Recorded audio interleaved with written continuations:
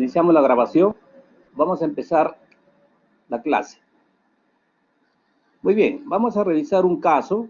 Ya como es costumbre, por favor, voy a pedir a algunos de ustedes, buenos días. Voy a pedir a ustedes que algunos de ustedes lea la historia clínica. A ver, ¿quién quiere leer la historia clínica? O llamamos por lista. A ver, muy bien, Rosa. A ver, ten la bondad de leer la historia clínica. A ver.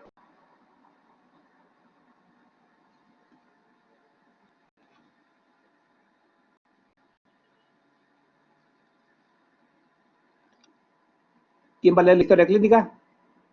A ver, Alessandra ya. Muy bien, Alessandra. Doctor, creo que no me escuchaba. Disculpe. Ya, cualquiera de ustedes.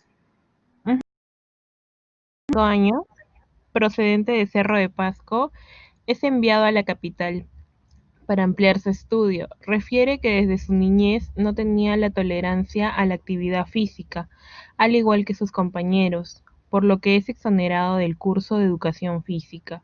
Luego de completar la primaria se dedica a labores de poco esfuerzo físico. Fue evaluado en el hospital de su región, recibiendo como tratamiento furosemida, digoxina y captopril.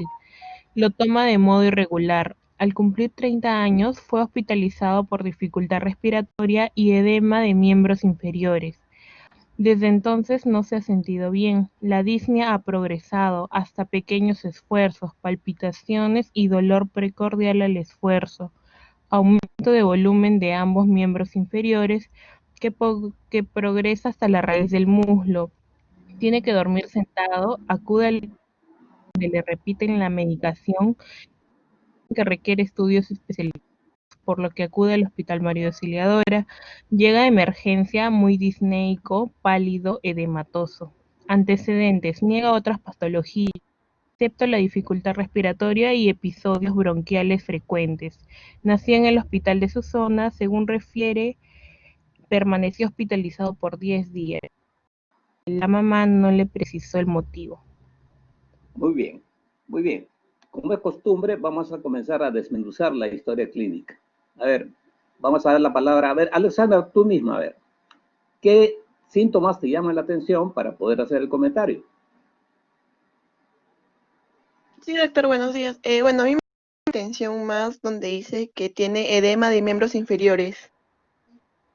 Ya, edema de miembros inferiores, ¿ya? Te vas a quedar con edema para que puedas estar, como se llama, pensando y para hacer el razonamiento en relación con este caso. A ver, Alessandra Isabel Valdés. Sí, doctor, buenos días. ¿Qué te llama la atención de la historia clínica, hija? Buenos días. El uso del captopril, doctor. El uso del captopril. Sí. Ya, sí, hay una medicación, pero de repente puedes utilizar todo lo que estamos utilizando, ¿no es cierto? Alguna condición habrá tenido para que reciba no solamente captopril, ¿no es cierto? ¿No? Sí. ¿Te llama la atención también que haya recibido furosemida y digoxina? Si no me equivoco, doctor, o si me estoy Claro, por equivocando, el supuesto, ¿no? captopril no se usa para hipertensión arterial. Claro, por supuesto, ¿no? Entonces, pero Ajá. no solamente para eso, ¿ya? Recuerdan ustedes por farmacología y nuevamente, como ya se ha sugerido desde el principio del curso, ustedes tienen que recordar todos los conocimientos de ciencias básicas.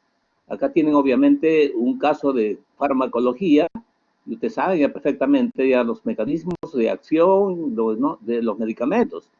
Y una forma a veces de, como llama, de imaginarse qué pudo haber estado pensando el médico que lo vio es a través de los medicamentos, porque a veces una falla que tenemos los pacientes a veces, o los médicos, de no informar bien a los pacientes qué es lo que tienen, ¿no?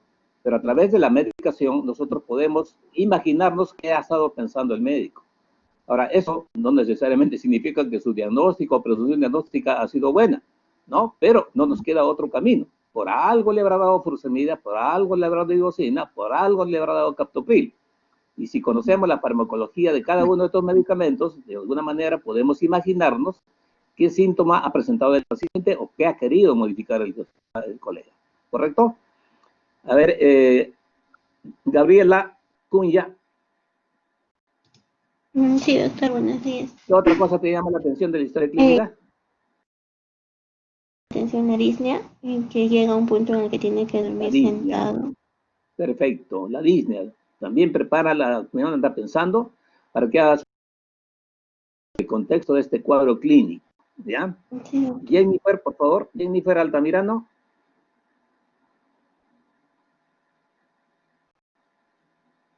Jennifer, Buenos días, doctor. ¿cómo te va? A ver, Jennifer, ¿qué otra cosa te llama? Una de tus colegas, para que te orientes, una de tus colegas habló sobre la medicación que está recibiendo el paciente. Muy bien. La otra persona habló sobre el síndrome que tiene el paciente, un síndrome de Matoso, ¿no? Y tu tercera colega habló sobre la dificultad respiratoria, o sea, la disnea, ¿no es cierto? ¿Hay alguna otra cosa que te llame la atención en el cuadro clínico? Bueno, va a tener palpitaciones y también va a tener dolor precordial al esfuerzo que va a Perfecto, hacer. ¿no? Entonces, acá en la historia clínica están viendo ustedes que hay varias manifestaciones que ustedes ya no han ido manejando como síntomas guía de diversos aparatos y sistemas, ¿no es cierto? Acá están repitiendo ustedes síndrome de Matoso, están repitiendo ustedes síndrome de doloroso, están repitiendo ustedes, ¿cómo se llama? Bueno, algunos datos nuevos como son palpitaciones, ¿no? Dolor precordial, etcétera, etcétera. Entonces es necesario, ¿no? Tener una idea clara de todo lo anteriormente estado, ¿no es cierto? Para ir, ¿cómo se llama? Para ir incorporando nuevos conocimientos, ¿no? Desde el punto de vista semiológico. Muy bien, muy bien, muy bien. Quisiera preguntarle a Pierina. Pierina Ponce. Aquí, doctor. Hola, Pierina. Buenos ¿Qué días. me dices con respecto al tiempo de enfermedad de este consideras? Bueno, yo creo que el paciente presenta una enfermedad crónica, Muy bien. porque ¿En qué el está paciente, basado? ¿En qué te basas para decir que la paciente es un paciente con enfermedad crónica? bueno, porque uno de los síntomas principales que presenta el paciente es una disnea y dice que este paciente siempre ha tenido una intolerancia a la actividad física, por ello fue exonerado del curso de educación física en este caso. Ya, muy bien. Cuando uno debe uno tratar de, como se llama, de remontarse a las primeras manifestaciones, ¿no? Entonces, en semiología general nosotros le dijimos, enfermedad actual es aquella situación en la cual el paciente rompe su normalidad, ¿no? Entonces siempre hay que estar buscando porque el paciente puede tener síntomas pequeños o no muy importantes y obviamente no considerarlo como parte de la enfermedad, que para nosotros como médicos sí nos interesa, ¿no? Si este paciente ha tenido una serie de exoneraciones desde época temprana de su niñez, obviamente nosotros tenemos que aducir que este paciente obviamente está arrastrando un problema que prácticamente lo ha presentado desde la niñez, ¿no es cierto? ¿No? Entonces, obviamente, si este paciente ha estudiado hasta la secundaria, hasta la primaria, ¿no? Probablemente el cuadro clínico, pues uno en promedio, la primaria, uno termina en promedio a los 11, a los 10 años, ¿no es cierto? Entonces, probablemente este paciente ha tenido, pues, entre los 8, los 10, ¿no? Probablemente ha tenido ya esta manifestación, ¿no? Y de ahí en adelante ustedes van a ver que el paciente evoluciona de manera un poco tórpida, ¿no es cierto? Lenta, ¿no es cierto? Pero siempre la enfermedad está presente, o sea, no ha habido intervalo, no ha habido intervalo de mejoría. Entonces, es una enfermedad continua de lenta evaluación, ¿no? Otra situación llama la atención, ¿te llama la atención algo, a ver, Paola, la procedencia de este paciente? Doctor, buenos días. Sí, puede ser, por ejemplo, que viene del Cerro de Pasco, entonces hay menor presión de oxígeno. Muy bien. ¿Sabes a qué altitud está Cerro de Pasco? Paola. No sabría Bueno, decirle, doctor. ya, hijita. Entonces, nosotros como peruanos debemos saber, ¿no? Entonces, si le preguntamos a un extranjero, de repente puede pensar más, quizás a nivel del mar. Pero nosotros tenemos que tener una idea, porque tú como médico vas a recibir pacientes de diversos sitios, ¿no? Cerro de Pasco es una de las localidades más altas, está entre los 3.800 a 3.900 metros, hasta 4.000 inclusive llega, ¿no es cierto? La parte más baja, obviamente, es hasta 3.500, entre 3.500 y 3.800 metros sobre el nivel del mar, ¿ya? Entonces, como tú dices, lógicamente, esto lo conversamos en fenomenología respiratoria, ¿no? El hecho de tener, como se llama, de proceder de altura, obviamente, el organismo tiene una adaptación determinada al entorno, ¿no es cierto? Entonces, la fisiología en altura es ligeramente diferente a la fisiología a nivel del mar, obviamente, ¿no? Pero la gente nativa de ahí, obviamente, se adapta a su posición, ¿no es cierto? Hay una serie de mecanismos de adaptación. A ustedes no les va a llamar la atención que un paciente normal, sano, procedente de altura, venga pues con una hemoglobina de 15, 16, ¿no? Entonces, eso es, voy a llamar la hemoglobina de ellos, ¿no es cierto? Comparado con esa hemoglobina de 12.5, 13 a nivel del mar, ¿no? La capacidad respiratoria, obviamente, en la parte alta es mayor que en la parte a nivel del mar. Entonces, hay una serie de adaptaciones, ¿no es cierto?, a la altura, ¿no? Entonces, este paciente, obviamente, pues, ha tolerado 35 años, ¿no? Prácticamente en una zona alta, porque era nativo. Pero, sin embargo, ha presentado, pues obviamente, ¿no? Entonces, cuando ustedes tratan de ver si el paciente ha ido evolucionando bien o mal, lo que llaman en relación con su condición física, entonces siempre hay que hacer, como se llama, una comparación con sus coetáneos. Y acá hay un dato importantísimo en la historia clínica, ¿no?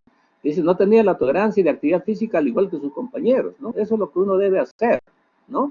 Entonces, si tú tienes toda una persona que hace actividad física y otra que no hace la actividad física de manera, paralela con su compañero, ¿no es cierto? Entonces, algo puede estar pasando con este chico, ¿no es cierto? Entonces, seguramente en las fases iniciales este chico no ha sido visto y simplemente lo han separado porque se agitaba, no hay más detalles en la historia clínica, no se sabe si en ese momento el profesor se ha preocupado y de repente lo ha recomendado a la mamá o ha recomendado a alguna autoridad para que sea evaluado este chico, ¿no? Parece que no. Entonces, este ha seguido progresando con sus molestias, ¿no es cierto? Y solamente liberado de alguna actividad física, ¿no? Y más tarde el paciente finalmente es evaluado y es tratado en el hospital, ¿no es cierto? Bien, alguien me habló sobre las ¿cómo se llama? La medicación que ha recibido. ¿Quién habló sobre la medicación? Yo, doctor. Alessandra. Sí. ¿Qué puedes comentar, Alessandra? ¿Qué piensas que tenía el paciente? ¿Qué piensas que el médico ha imaginado para darle este tipo de medicación? Porque se supone que este paciente ha ido al hospital y esa medicación ha sido emitida por un profesional del hospital.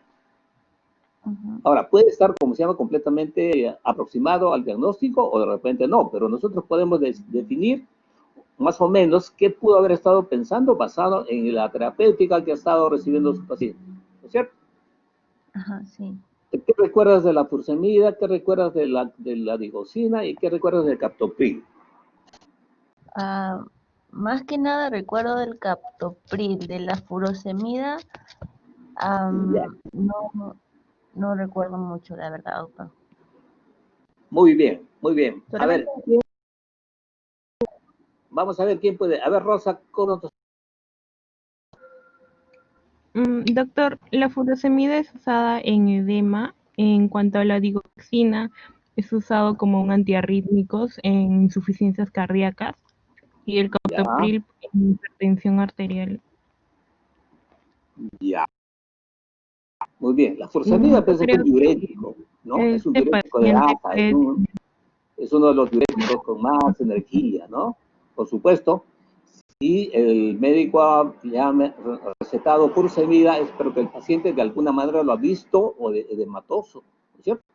Lo ha visto con hinchado y ha sugerido, ha pensado que el paciente está hinchado porque está haciendo retención de líquidos. En consecuencia, ¿no? La furosemida yo creo que en ese sentido, ¿no es cierto?, tiene una indicación plena.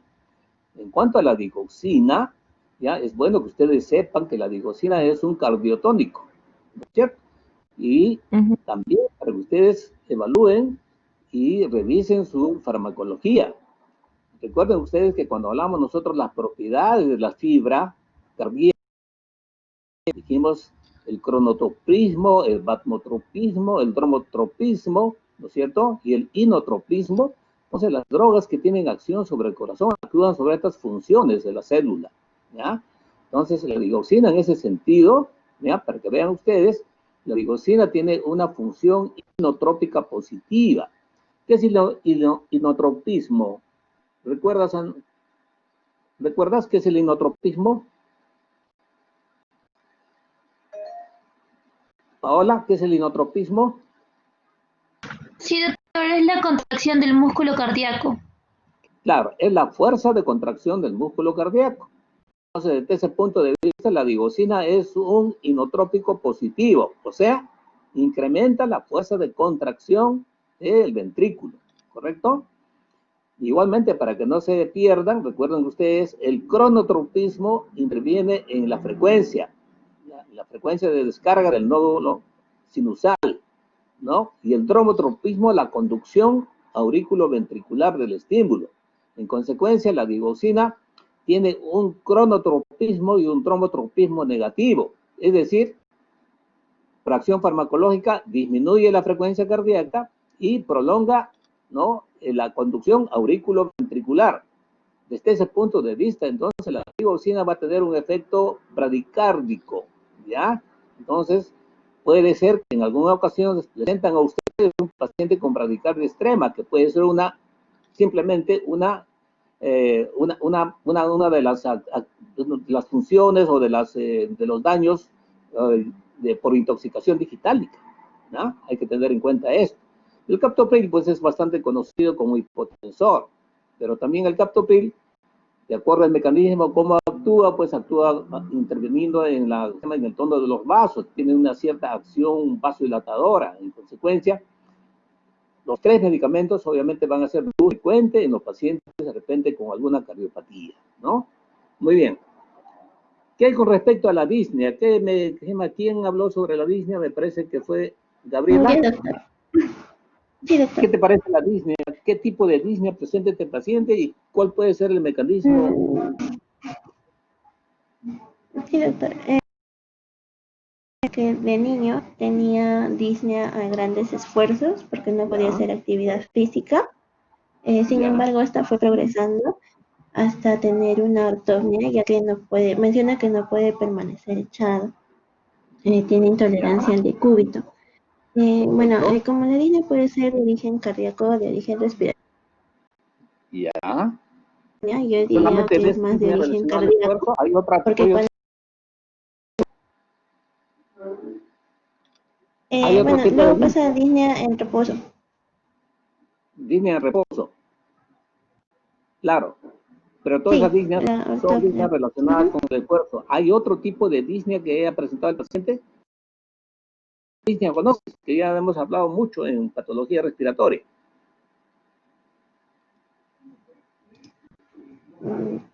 Aparte de la disnea de esfuerzo, ¿qué otra disnea conoces? A ver, Paola. Doctor, disculpe, ¿podría ser la disnea paroxística nocturna? Claro. Porque justamente... Siempre que están frente a disnea grandes, las disneas relacionadas con el esfuerzo que tiene este paciente, ¿no? Y las disneas posicionales. Dentro de las disneas posicionales, una disnea muy bien, que tú lo estás mencionando, ¿cómo se llama, Gabriela? ¿No? Es la disnea paroxística nocturna, y la otra disnea que está muy frecuentemente presente es la ortopnia u ortopnea, como quieran ustedes, ¿no es cierto? De acuerdo a lo que tú estás diciendo, Gabriela, este paciente tiene disnea paroxística nocturna, tiene ortopnea. Tiene una disnea paroxística. Bueno, aparece. Ya, yo te digo, siempre les he dicho y les he sugerido que primero sepan el diagnóstico, ¿no es cierto? O el tema de la manifestación que tienen ustedes. ¿Cómo se presenta una disnea paroxística nocturna? ¿Qué le preguntarías al paciente? ¿Qué te diría tu paciente? Me preguntaría si puede tolerar el decúbito o si está solo un momento echado y después se tiene que levantar. Perfecto. Claro, eso tú, mira, tradúcelo acá al cuadro clínico. Este paciente paciente tenga una tolerancia parcial. Que sí. Sí, entonces es una ortopnia, doctor. Claro, tu descripción está bien, ¿no es cierto? Pero ponte, te pueden en el examen y te pueden preguntar, ¿este paciente tiene disnea paroxística nocturna? Bueno, si tú dices que sí, bueno, estarías errada. Te das cuenta, este paciente tiene una disnea posicional, pero la disnea es de tipo una ortopnia, ¿no? Es una intolerancia completa. Y tan es así que este paciente cuando llega a emergencia, llega pues obviamente muy disnea, ¿no es cierto? O sea, este paciente no tiene la alternancia de tolerancia parcial, ¿no es cierto? Probablemente, en las fases iniciales de su cuadro disneico, probablemente lo haya tenido. Entonces, si nosotros somos un poquito más exhaustivos, cuando preguntamos la evolución de la disnea, probablemente en el interrogatorio podríamos sacar que este paciente en algún momento ha tenido disnea paroxística nocturna, ¿no? Entonces, yo creo que por secuencia, creo que puede presentar un paciente con disnea cardiovascular, sería una disnea obviamente de esfuerzo a gran esfuerzo, y en el interín podría presentar disnea paroxística nocturna. Pero una vez que el paciente ya está en ortopnia, obviamente el paciente ya es incapaz de adoptar el decúbito, y en consecuencia pues el paciente permanece sentado simplemente, ¿no? Entonces ahora en relación con la significación, porque la disnea, ustedes saben perfectamente cuando están frente a disnea, hay cuatro grandes situaciones que hay que presentar o hay que pensar, como, ¿no es cierto? A ver, ¿qué dice Paola?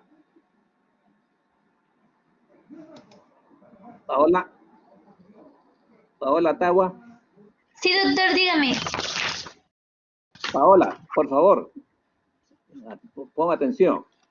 Cuando estamos frente a disnea, te digo, hay cuatro grandes grupos de disnea, que lo dijimos en la parte de semiología respiratoria.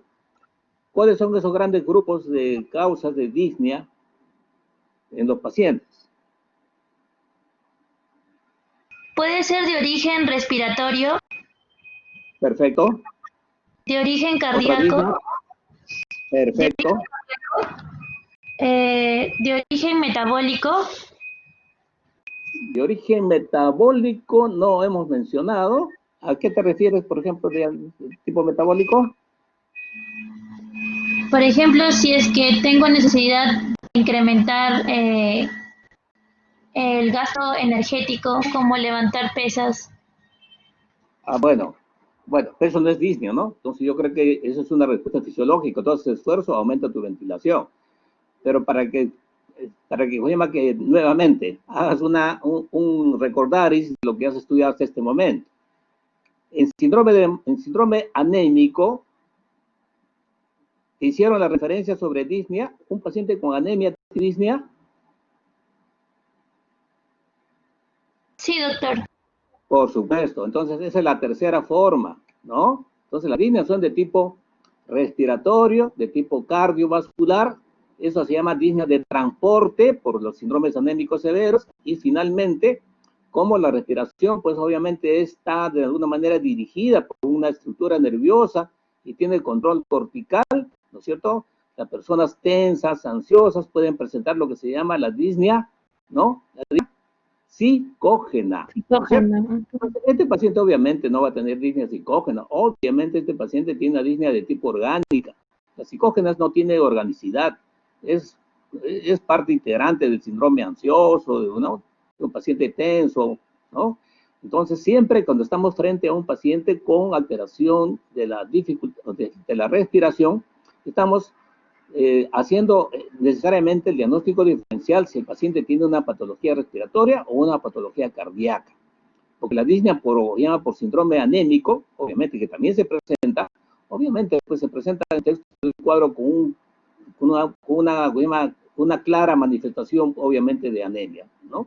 Entonces una anemia bastante importante, el paciente puede tranquilamente llevarlo a la condición que ustedes están mirando acá, ¿no? Entonces en ese caso el paciente lo verá pálido, tremendamente pálido, ¿no? Entonces, los mayores diagnósticos que van a hacer ustedes cuando están frente a un paciente con disnea, es decir, si el paciente tiene una disnea respiratoria o una disnea de tipo cardiovascular. Y lo que es la complejidad en medicina, a veces los pacientes pueden tener una combinación de ambas. Un paciente que tiene una falla cardíaca puede tener una neumonía. Y el paciente va a tener una disnea, obviamente, porque la neumonía puede descompensar la función cardíaca, ¿no es cierto? Y la función cardíaca, obviamente, también, por supuesto, de alguna manera, ¿no? Va a acentuar la dificultad respiratoria que puede producirle un síndrome de tipo neumónico, de repente no muy extenso, ¿no? ¿Se dan cuenta? Entonces, esa es la situación. Entonces, acá claramente, este paciente, por todo el contexto, ustedes me dicen que el paciente probablemente tenga una disnea de tipo cardiovascular. ¿Por qué no será una disnea de tipo respiratoria? Si el paciente tuviera, pues, además, tos, expectoración, tuviera de repente algún antecedente de esa naturaleza, podríamos nosotros pensar que además hay una participación de tipo pulmonar. Si bien es cierto, podemos de repente alejarlo transitoriamente, ¿no es cierto? Entonces, porque más nos impresiona que la disnea de este paciente obviamente es de disnea cardiovascular, sin descuidar, obviamente, la parte respiratoria. Ya en la parte de cardiología, cuando ustedes hagan ya en el próximo semestre, nosotros precisamente vamos a enviar de repente un estudio. Ya le plantearemos de repente una radiografía tórax, etcétera, etcétera, para tratar de precisar y hacer más consistente nuestra idea, ¿no? Que puede, derivarse del análisis de la historia clínica como estamos haciendo, ¿no? Esa es la forma de ver una historia clínica, ¿correcto? La otra situación es, ¿qué me dice? Alguien me habló sobre los otros síntomas de dolor precordial y palpitaciones. ¿Te parece que fue Pierina? ¿O quién fue? Jennifer. Jennifer. Hola. Jennifer. Altamirano. Jennifer. Se te escucha muy... ¿Se me escucha bien? Ahora sí se escucha bien.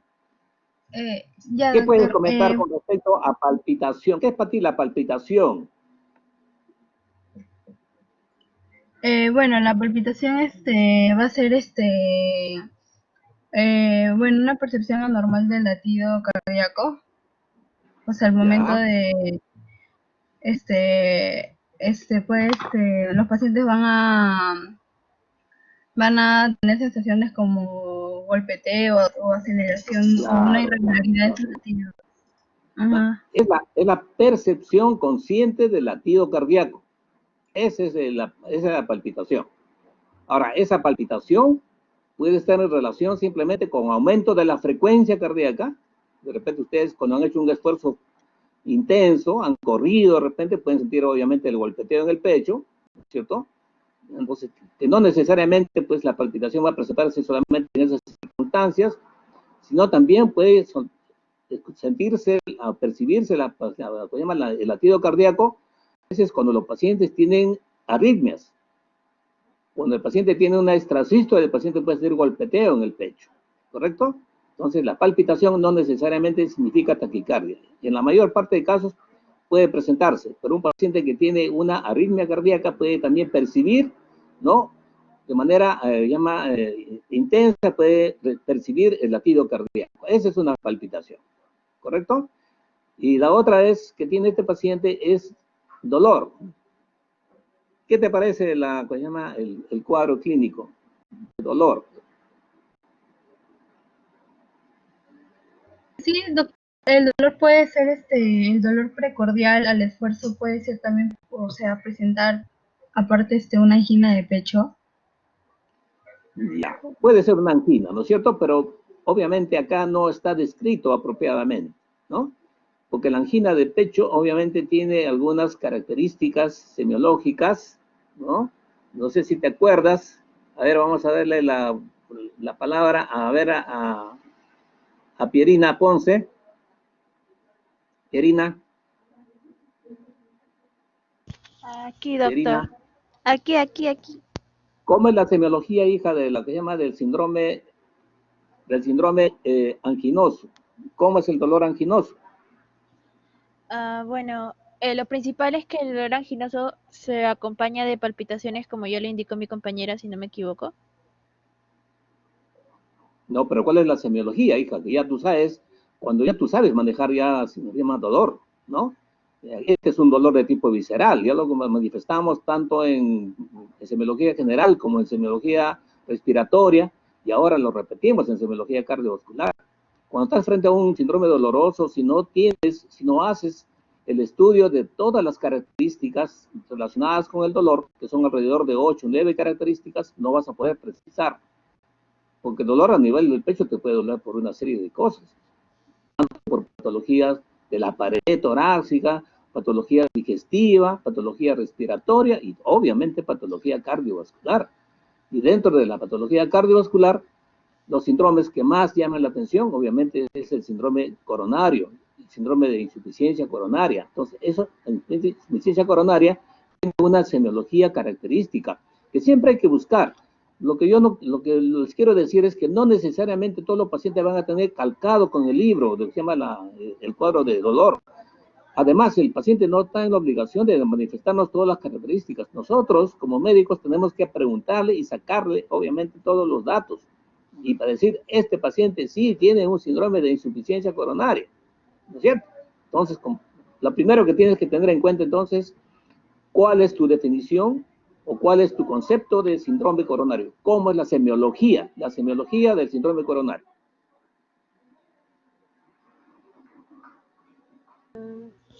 Doctor, no recuerdo, la verdad. Te ayudo, Pierina. Muy bien. A ver, Álvaro nos quiere llamar. A ver, Álvaro, por favor, denos la semiología del dolor coronario. Bueno, consiste en el paciente tiene una ansiedad y se lleva la mano hacia el pecho debido al dolor. Ya. El paciente está ansioso y con sudor frío. Ya. Bien, Álvaro, tú me vas a ayudar para hacer la descripción del síndrome coronario. Miren ustedes nuevamente y por favor, esto que quede grabado en la cabeza de ustedes. Cuando están frente a un dolor, ¿no es cierto? Y el dolor acá, obviamente, si es un síntoma principal con más razón, ¿no es cierto? Van a tener que hacer ustedes un estudio semiológico bastante completo, ¿correcto? Es la única forma de poder hacer diagnósticos diferenciales. El próximo capítulo que van a hacer ustedes es semiología gastroenterológica. Si ustedes no hacen preguntas exhaustivas de las características del dolor, entonces mal van a decir que este paciente tiene un dolor pancreático, un dolor biliar, un cólico renal. Tienen que hacer definitivamente un estudio semiológico completo que ustedes van a ver. Miren, en el estudio semiológico, a ver, Jimena, por favor, a ver, no vamos a quitarte la oportunidad de que participes. Ya, doctor, ¿podría ser que en el síndrome coronario hay una angina inestable, en la cual aparece en reposo, y eso se le preguntaría al paciente, y también que estas palpitaciones que está especificando? Ya. Nuevamente, el estudio semiológico no me están respondiendo, y ahora me van a responder tú misma para que te das cuenta, y también Álvaro que participe. Primeramente, síndrome coronario, o sea, estamos hablando que el dolor del paciente es de procedencia coronaria. Entonces, ¿qué concepto tengo yo de dolor coronario? Tengo lo siguiente, desde el punto de vista semiológico, ¿correcto? Localización. ¿Dónde es la localización del dolor coronario? Típico. ¿Precordial? ¿Dónde? Precordial. No es precordial, ¿ya? El dolor es retroesternal. Van a confundir ustedes. Si alguna vez ustedes han visto un paciente tenso, ansioso, que también a veces viene por dolor en medio del corazón y a veces se apunta precisamente en la punta del corazón, a nivel de la mamila, ¿no es cierto? El dolor típico coronario es un dolor retroesternal, ¿ya? Entonces ustedes lean su libro y van a ver ustedes que es un dolor retroesternal. Perfecto. 1. 2. Tipo de dolor. ¿Cómo es el dolor? A ver, Renato, cualquiera. El dolor es opresivo. Así es, muy bien, es opresivo. Con sensación de pecho, ¿no? Con sensación de peso, ¿no es cierto? A veces inclusive puede ser de tipo urente. O sea, el tipo de dolor obviamente es variable dependiendo de la capacidad del paciente para poder expresarlo, pero la mayor parte de pacientes lo expresan de manera opresiva, ¿no? Le dicen al paciente que le apriete el pecho. pecho, tiene como un peso en el pecho, definitivamente, ¿no es cierto? ¿No? Ahora, obviamente, la intensidad es variable, ¿no? La intensidad es variable, obviamente, dependiendo de la magnitud, ¿no es cierto? Van a ver ustedes que el síndrome coronario es bastante amplio, pues, ¿no es cierto? Desde, obviamente, una angina estable, como alguien ha manifestado, hasta el infarto del miocardio, ¿no es cierto? Hay obviamente una cantidad tremenda de alternativas, ¿no es cierto? Desde los dolores a veces no muy intensos, hasta dolores tremendamente intensos, cuando el paciente tiene un infarto del miocardio. Tan es así que en el infarto del miocardio a veces nosotros tenemos que usar drogas potentes para mitigar el dolor del paciente, ¿correcto? Cuando la intensidad obviamente está en relación precisamente con eso. La otra característica es la irradiación. A ver, ¿qué me dices, Rosa Calderón? ¿Cuál es la irradiación del dolor coronario? Rosa. Doctor, Hola, Rosa. bueno, la radiación se puede sentir coronario. Como que una presión hacia el cuello del pecho. Irradiación, hija, ¿ya? Lo que tú me dices es tipo de dolores opresivo, perfecto. Irradiación hacia el cuello. ¿Qué parte del cuello?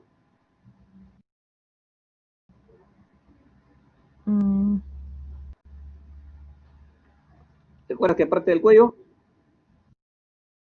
Parte lateral izquierda, ¿ya? A la zona mandibular, ¿ya? Y se irradia hacia el brazo, pero se irradia el brazo hacia la zona cubital, al borde cubital. Muy bien, la mandíbula y el brazo puede ser la axila, pero al borde cubital, por favor, no vayan a ustedes equivocarse, ¿ya? El dolor coronario no se irradia a la zona radial, típicamente se irradia hacia la zona cubital del brazo, al hombro izquierdo, a la mandíbula, obviamente a la cara, a la parte lateral del cuello izquierda. Eso es el dolor típico. Ahora, por supuesto, van a haber dolores atípicos, pero ustedes tienen que familiarizarse con el dolor típico, ¿no?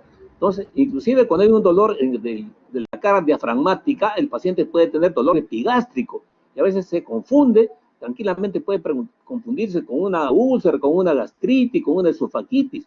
¿Ah? Hay que tener cuidado, ¿no? Pero la característica típica de irradiación de dolor, entonces, es hacia el lado izquierdo del cuello, a la zona mandibular, hacia el hombro izquierdo y a la parte cubital del miembro inferior izquierdo correspondiente. ¿Correcto? Esa es la irradiación característica. Muy bien. Entonces, estamos hablando de tipo de dolor. Duración del dolor. ¿Qué dice Karina? Duración del dolor. ¿Cuánto dura el dolor? Karina Narváez. Doctor, aproximadamente 10 minutos. Ya, hay una variación ahí. Muy bien, Gabriela dice 2 o 5. Esa es la angina típica, Gabriela, ¿no es cierto? En el síndrome coronario intermedio, el dolor puede durar hasta 30, muy bien, hasta 30 minutos. Y en el infarto del miocardio, obviamente puede ser mayor de 30 minutos. O sea, la variación con ustedes, la duración depende del tipo, ¿no? De intensidad del cuadro, del cuadro isquémico, ¿no es cierto? Entonces, miren ustedes, se han dicho ustedes, localización, el tipo de dolor, ¿no? La irradiación, ¿no? La intensidad, ¿no? Factores que lo precipitan. ¿Qué factores precipitan el dolor coronario, Carla Tineo? Sí, doctor. Buenos días.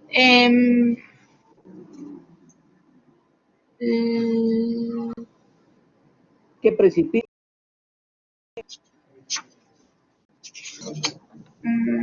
Puede ser también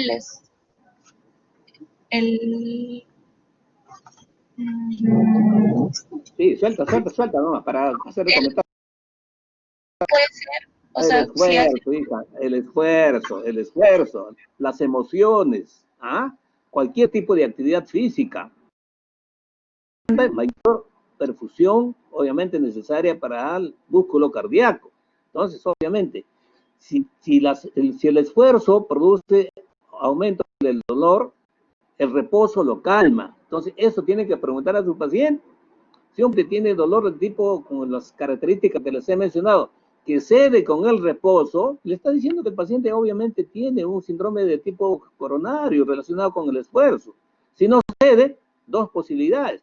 O que el paciente no tiene una angina simple y ya está haciendo un infarto del miocardio, o el paciente tiene otra cosa. ¿Ah? Entonces un dolor coronario no le puede durar, pues se llama una angina típica, no le puede durar pues más de 5 minutos, ¿no? Una angina intermedia, de repente hasta 25, 30. El infarto generalmente, obviamente, sobrepasa pues la media hora, ¿no? Entonces, también ahí hay que tener una apreciación bastante amplia.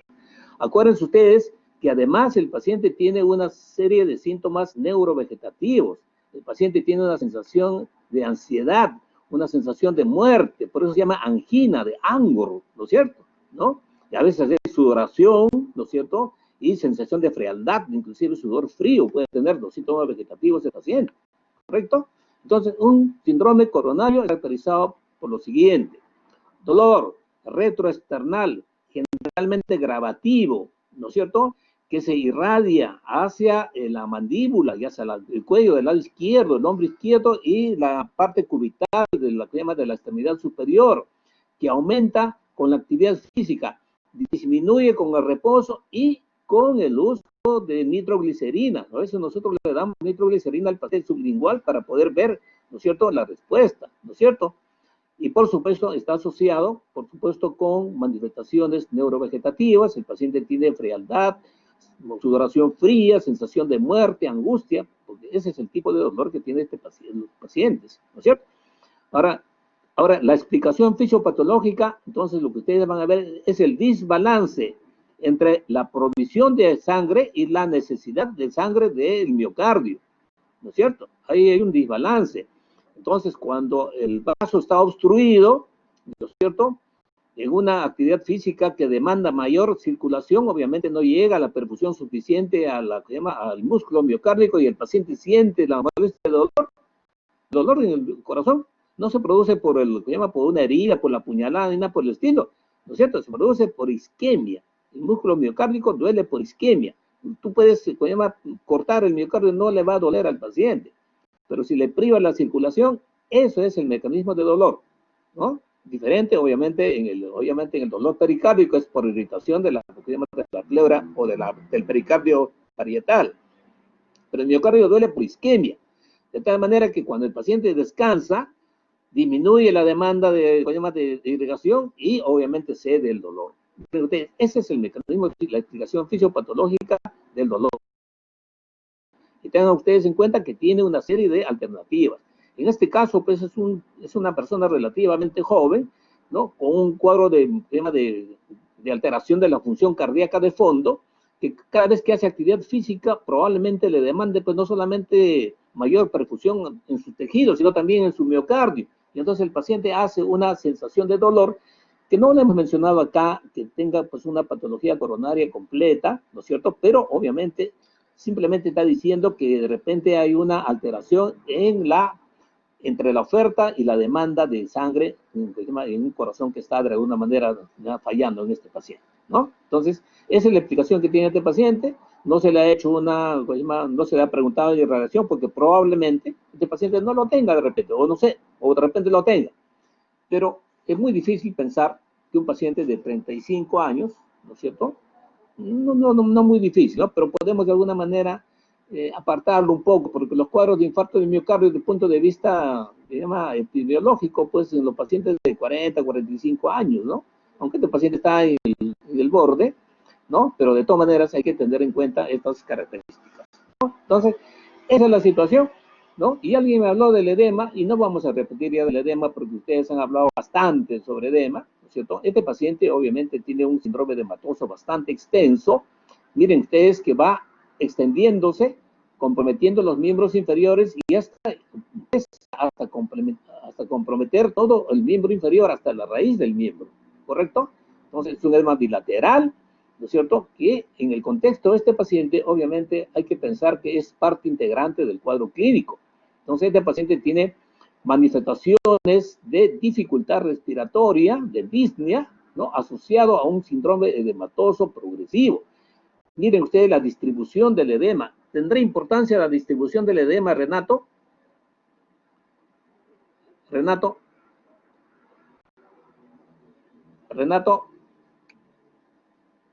¿Tendrá importancia la distribución del edema de este paciente, Renato?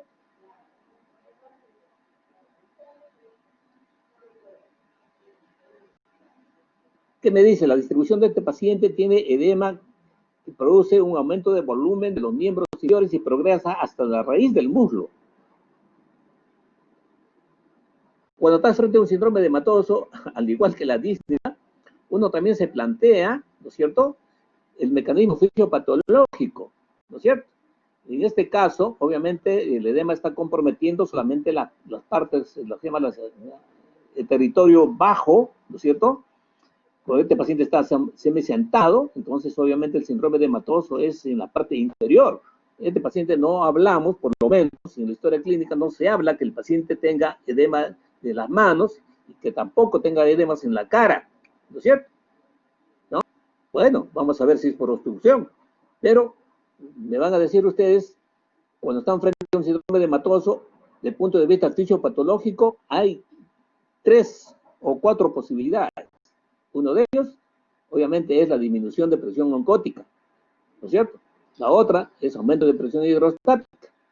Y la tercera es el edema inflamatorio, aumento de la permeabilidad. Y una cuarta que les he mencionado es el edema linfático o linfedema, ¿no es cierto? El linfedema no va a ser en este paciente, ¿no es cierto?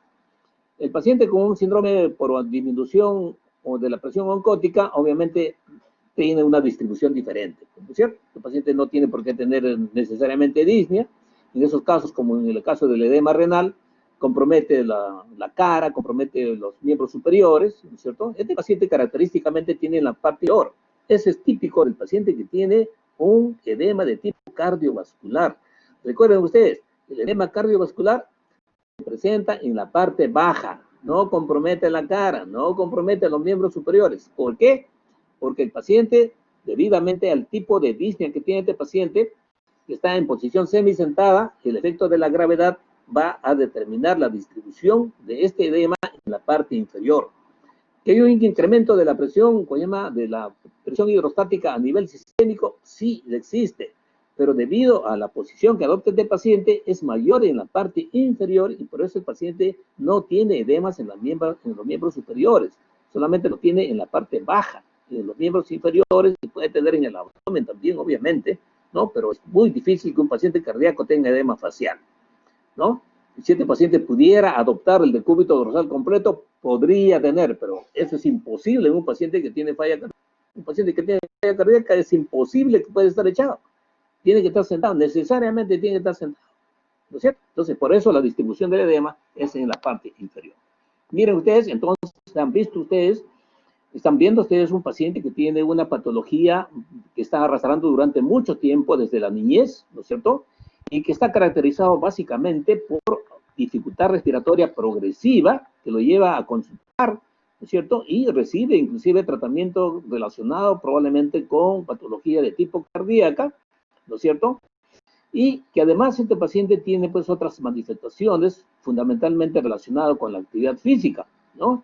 Tiene aumento de volumen de los miembros inferiores que va progresando definitivamente, tiene palpitaciones y tiene pues un dolor precordial atípico, no es un dolor coronario claro, por lo menos en la historia clínica no se ve esto, y de esa manera el paciente obviamente pues va al hospital y debido a su, obviamente de repente la dificultad para poder plantear algunos estudios adecuados a este paciente, lo refieren acá a Lima, ¿no? Y viene al hospital María Auxiliadora.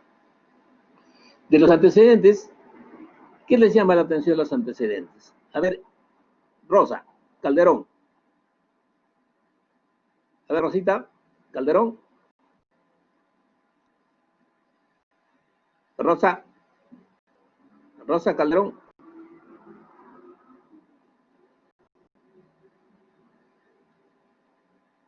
A ver, Pierina entonces, Pierina Ponce. Pierina. Aquí, doctor. Pierina. Aquí.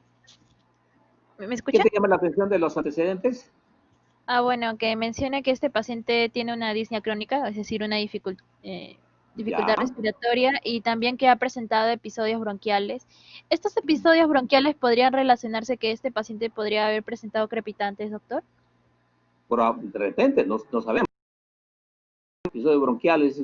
Cuando un paciente te dice episodios bronquiales, está hablando de los bronquios, probablemente ha tenido tos, ha tenido expectoración, seguramente, ¿no? Pero no es más, no se puede hacer una mayor extensión de este problema bronquial, ¿no? ¿Y qué te llama la atención dentro de la, de la información que tiene en la parte baja? Nació en el hospital de su zona y permaneció hospitalizado por 10 días, ¿no? Bien, ustedes pongan atención siempre en todos los datos, ¿no? Tú sabes perfectamente cuántos días permanece en el hospital un niño después de nacer, Por lo un general, neonato, ¿en cuántos días se le da de alta? supongo que si no presenta ninguna complicación será en 2 días. Claro, a los 2 días el paciente se va a su casa. Permanece hospitalizado, algo está ocurriendo con el niño, ¿no es cierto? Entonces, y lamentablemente, pues la madre no puede precisar el motivo, ¿no es cierto? Seguramente se le ha preguntado y la señora no sabe, ¿no es cierto? Pero llamaría la atención. ¿Por qué les digo esto? Estamos acá frente a la posibilidad, seguramente ustedes, de un cuadro de un paciente que está llevando una falla de la función cardiovascular, ¿no es cierto? Es una insuficiencia cardíaca, ¿correcto? Entonces, el segundo punto que les dije a ustedes, cuando nosotros hacemos la aproximación diagnóstica, la primera valoración que debemos hacer es la valoración funcional. Acá ya, por lo menos por anamnesis, estamos haciendo la valoración funcional. Este paciente tiene disnea, tiene edemas, entonces obviamente ya hemos hecho la valoración funcional. Entonces, si esto se trata de un problema cardiovascular, entonces esta disnea, ¿no? Tiene como responsabilidad una alteración de función cardiovascular. Entonces estamos frente a un paciente que tiene una insuficiencia cardíaca, ¿no es cierto? Y esa insuficiencia cardíaca está caracterizada por disnea y edemas, además de las palpitaciones y todo lo que ustedes quieren, ¿no es cierto? La otra aproximación que les dije en una historia clínica tiene que hacer es la aproximación de la lesión. ¿Por qué este paciente tiene esta presunta insuficiencia cardíaca? Ya les he mencionado, para eso ustedes simplemente piensen ustedes en las estructuras groseras y en la función que tiene un corazón, ¿no es cierto? Yo les dije, una función primaria que tiene el corazón obviamente es la función de bomba, que trabaja frente a una resistencia, ¿no es cierto? Entonces, obviamente, si la resistencia se incrementa, ¿no es cierto? Como ocurre en la hipertensión arterial, una hipertensión crónica, obviamente va a ser pues una de las causas más frecuentes de falla cardíaca, ¿no es cierto? La otra situación que les he mencionado es el problema coronario. Si un paciente tiene alteración de la circulación coronaria, ha tenido infartos o microinfartos, obviamente va a comprometer también, obviamente, el miocardio y el paciente puede llegar tranquilamente también a una insuficiencia cardíaca. La tercera situación, le dije, el paciente puede tener tranquilamente una valvulopatía, ¿no es cierto? Entonces el corazón puede estar normal, la circulación puede estar normal, la circulación coronaria puede estar normal, pero el paciente tiene pues una alteración valvular que impide que la sangre circule de manera apropiada, o que tiene dificultad, como ocurre en una estenosis, o que la sangre refluya, pues obviamente cuando no debe hacerlo, entonces el paciente tiene válvulas insuficientes. Entonces en ese caso el corazón trabaja doblemente, ¿no es cierto? Y en consecuencia es la tercera causa, obviamente, de falla cardíaca. Pero así como hay alteraciones valvulares, pueden también haber alteraciones, congénitas de la cardiopatía. Entonces, una característica cuando están ustedes frente a un paciente con una falla cardíaca y están averiguando ustedes los motivos por los cuales el paciente puede tener, ¿no es cierto?, esta falla cardíaca, dividan ustedes en dos grandes grupos. La cardiopatía es adquirida o cardiopatía es, obviamente, congénita, ¿correcto? Más aún si se trata de un chico joven que desde los primeros años de vida, el paciente prácticamente ha comenzado a tener estas molestias. Entonces, ustedes dicen, ¿será una cardiopatía adquirida? ¿Será una cardiopatía, se llama, congénita? Entonces, un punto importantísimo está en los antecedentes. En cualquier hospital pobre, por más tema aislado que sea, en el nacimiento de un niño está presente el ginecólogo y está presente pues el pediatra o el neonatólogo en una zona más organizada. Entonces, el neonatólogo obviamente son las primeras personas que dan la información, ¿no? Entonces, si a ustedes le dicen que el paciente ya después del nacimiento le comunicaron que tenía una normalidad en el corazón, ustedes ya pues obviamente están viendo ustedes la posibilidad de una cardiopatía de tipo congénita. Entonces acá llama la atención, yo no estoy afirmando, me llama la atención que este paciente ha permanecido hospitalizado por 10 días. Algo ha tenido que pasar acá. Interesante hubiese sido preguntarle los antecedentes, de repente ver la historia clínica de este paciente y ver qué anormalidad presentó este paciente, por lo que ha permanecido 10 días más en el hospital. ¿Ah? ¿Habrá tenido de repente? ¿Habrá tenido algún soplo? ¿No? Si ha tenido algún soplo cardíaco, a veces obviamente la madre sabe de inmediato porque le dicen el médico le informa siempre, ha tenido un pequeño soplo, ¿no es cierto? Entonces, obviamente estamos hablando probablemente de una patología de tipo congénita. Pero si el paciente no ha tenido nada en el antecedente, obviamente obstétricos, qué sé yo, probablemente estamos frente a un paciente con una patología adquirida. ¿De acuerdo ustedes? Si se trata de una patología adquirida, este paciente probablemente ha adquirido una patología pues, en la época temprana de su vida, ¿no? Si ha hecho primaria, y la primaria se termina en promedio a los 10 años, 11 años, este paciente probablemente ha estado enfermo de repente desde los 5, los 6 años y ha tenido la manifestación. Y a los 5 o los 6 años no hay ninguna otra patología adquirida, ¿no es cierto? Una patología adquirida que pueda originar una de las patologías que con frecuencia, obviamente, produce daño de tipo cardiovascular y fundamentalmente valvular, es la fiebre reumática, ¿no? Y la fiebre reumática, obviamente, pues, tiene 2 picos de presentación, generalmente entre los 7 y los 10 años, y la otra entre los 17 y 18 años, ¿no es cierto? Entonces, esto por extensión, este pacientito, pues, no creo que haya tenido una fiebre reumática. Por otro lado, sería bueno pues, preguntarle antecedentes. Ustedes, cuando recuerdan ustedes, la fiebre reumática tiene criterios diagnósticos. Hay criterios, seguramente en patologías especiales han hablado de los criterios diagnósticos de fiebre reumática. Carditis, artritis, se llama eritema marginado, etcétera, ¿no es cierto? Y corea, ¿no es cierto? Se pregunta a este paciente si ha tenido problemas convulsivos, movimientos irregulares, ha tenido problemas de inflamación de articulación, etcétera, etcétera, para pensar que este paciente puede haber tenido una fiebre reumática. Pero por la edad no parece. En consecuencia, este paciente probablemente pueda tener una enfermedad congénita. Y hay enfermedades congénitas que pueden tranquilamente llegar a la edad de este paciente. En la sala de adultos nosotros podemos ver algunas cardiopatías congénitas. De hecho, de las cardiopatías congénitas que nosotros podemos ver son 3 fundamentales. Ya recuerden ustedes, uno de ellos es la comunicación interauricular, persistencia del examen oval, ¿no es cierto? Segundo es el ductus arterioso, ¿no? Tercero, la coartación de aorta, ¿no? Son las 3 patologías que nosotros con frecuencia, ¿no? Además puede haber pues, una comunicación interventricular también. Son patologías que nosotros podemos ver, ¿no es cierto?, ¿no? De patologías congénitas en los pacientes, obviamente, que nosotros nos corresponde como internistas. Nosotros vemos a los pacientes por encima de los 15 años. Entonces, no es raro que un paciente que tenga 15, 18, 20 o 30 años puede tranquilamente arrastrar todavía una patología de tipo congénita, pero es de esa naturaleza. Comunicación interauricular, interventricular, coartación de aorta, persistencia de ductus arterioso. Y si ven ustedes, el ductus arterioso inclusive es bastante frecuente en las personas de altura, procedente de altura, ¿no? Entonces, de vista semiológico, yo creo que es bueno recordar esas cosas. Muy bien. A ver, por favor, vamos a darle la palabra a... A ver, Renato, por favor, lee la historia, lee el examen físico, por favor.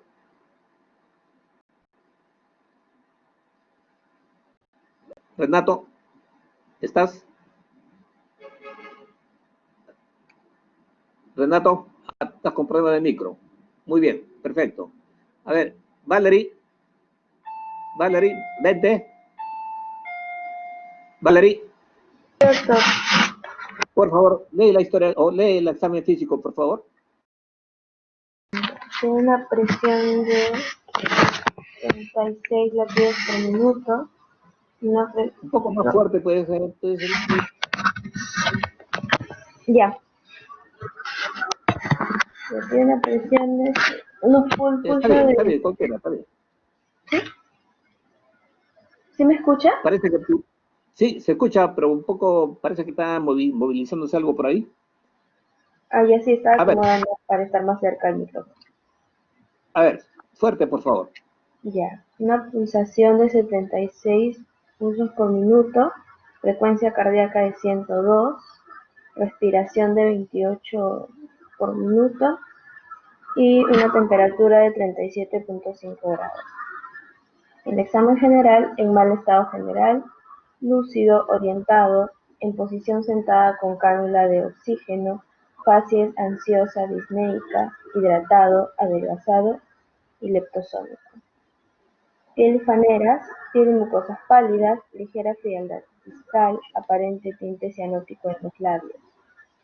Celular subcutáneo, aumento del volumen de ambos miembros inferiores, llega hasta la raíz de los músculos, zona pélvica y parte inferior de la pared abdominal. Fobia de 3-4 cruces, blando, no doloroso y frío. Sistema osteoarticular, acropaquia, uñas en vidrio de reloj, hipocratismo digital. El examen regional en cabeza es mormocéfalo, ojos, oídos y nariz normales, mucosa bucal con discreto tinte azulado. En el cuello se encontró ingurgitación yugular a 3 centímetros del borde clavicular, se perciben latidos irregulares en vasos del cuello. En el aparato respiratorio, las vibraciones vocales disminuidas en ambas bases, submatidez bilateral, crepitantes difusos en la mitad inferior de ambos emitores. En el aparato cardiovascular, pulsos irregulares en amplitud de intervalos sincrónicos. Ritmos cardíacos, hay taquicardia de 105 latidos por minuto, irregular, primer ruido aumentando en su componente pulmonar, segundo ruido desdoblado sin modificación con la respiración, soplo mesocárdico, segundo sistólico, no se irradia al cuello ni a la axila. El abdomen, blando, algo distendido, matidez en flancos, dolor en el hipocondrio derecho, hepatomegalia, borde romo, doloroso, palpable hasta 3 centímetros del borde costal, sobre la línea medio clavicular. Ya, muy bien, muy bien, muy bien. Voy a explicarles porque de repente nos estamos ya pasando la hora. Voy a explicarles lo que se llama el examen, ¿no? Y si tienen ustedes alguna pregunta, encantadísima, ¿ya? Entonces, los funciones vitales, miren ustedes, ¿no? Esta discordancia entre el pulso y la frecuencia cardíaca.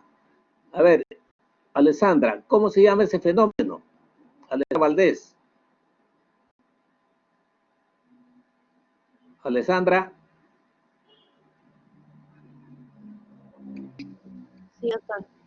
Muy bien, disociación del pulso, perfecto, muy bien, ¿no? Significa que algunas contracciones cardíacas no se transmiten adecuadamente, ¿no es cierto? Y se pierden en el camino, ¿no? Entonces, es una característica de una alteración del ritmo cardíaco muy frecuente que van a encontrar ustedes, que es la fibrilación auricular, ¿correcto?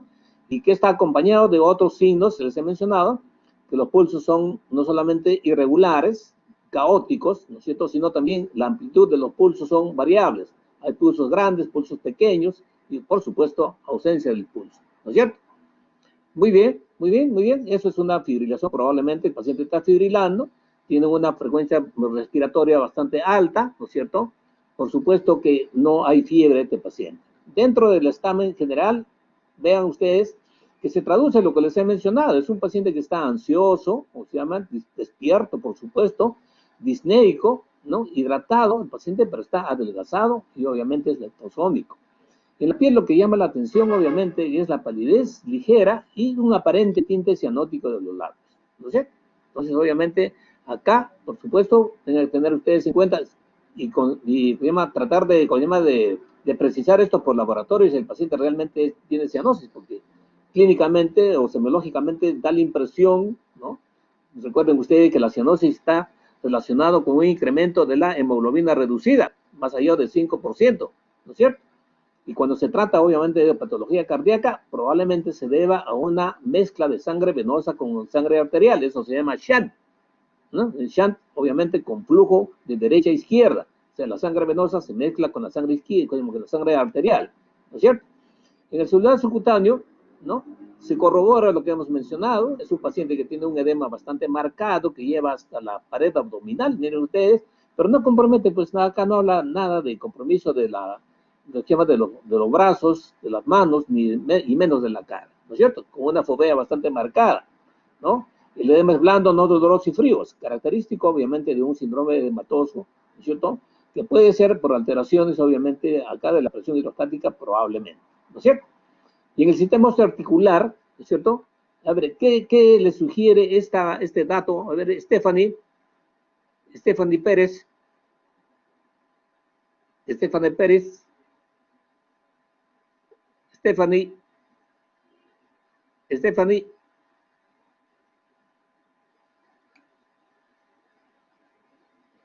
¿qué te sugiere esta parte del examen osteoarticular?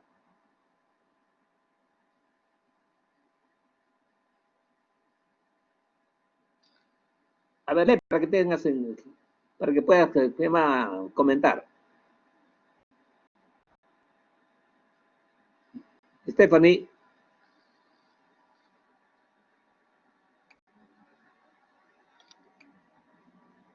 Claro, muy bien. Parece que no tienes el audio, ¿no?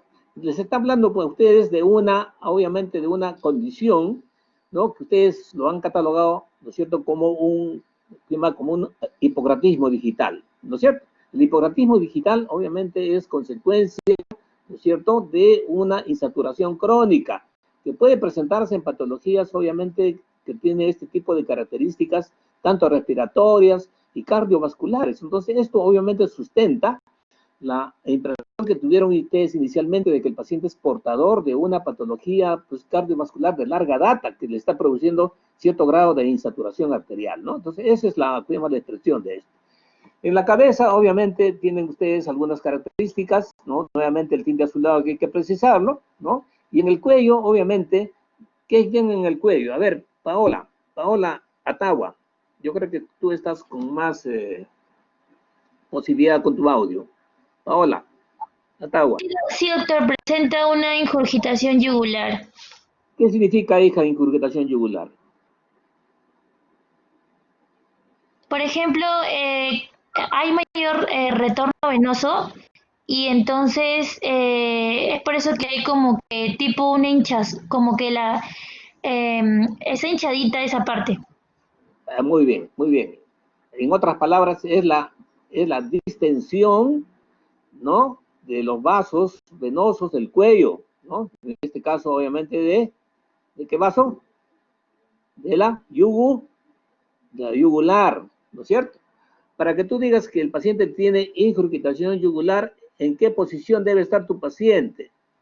A ver, Pierina Ponce. ¿Cuáles son las condiciones para que va yugular en un paciente? Pierina Ponce. Pierina.